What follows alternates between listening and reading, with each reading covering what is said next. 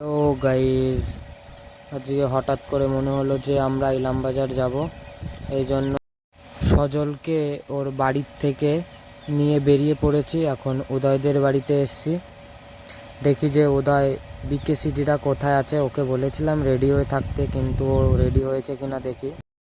ওর ঘরের দিকে যাচ্ছি, দেখি যে ও ঘরে নেই, ঘরে দরজা দেওয়া। অনেক খোঁজাখুঁজির পরে দেখছি ও একটা ঘরের থেকে বেরোচ্ছে, রেডি হয়েই আছে।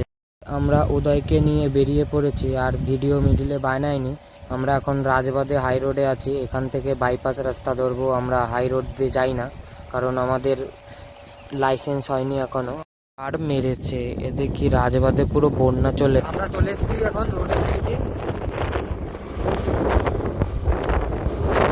তিন বোকা চোদা চলে আইছি।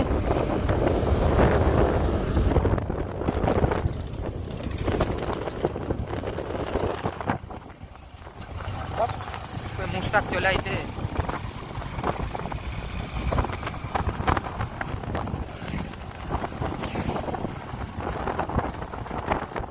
তিন বন্ধু ভালোই মজা করতে করতে যাচ্ছি, কিন্তু সত্যি কথা বলতে আজকের ওয়েদারটা খুবই সুন্দর। দেখুন চারিপাশের দৃশ্য দেখুন, খুবই সুন্দর, আর রাস্তা পুরো ফাঁকা। আমরা মজা করতে করতে ইলামবাজারে চলে এসেছি। এখন আর কিছুক্ষণ লাগবে। এখন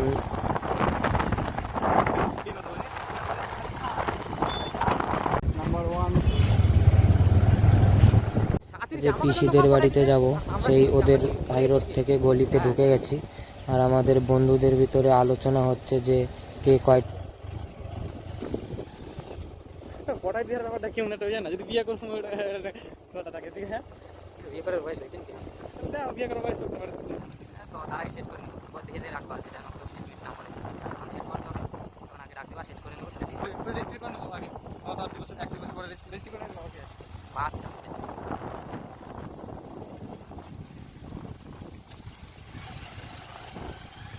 চলে এসেছি।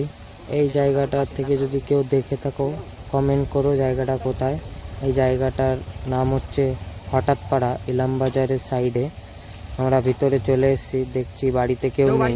আমি তাই ডাক দিচ্ছি যে বাড়িতে কেউ আছে নাকি।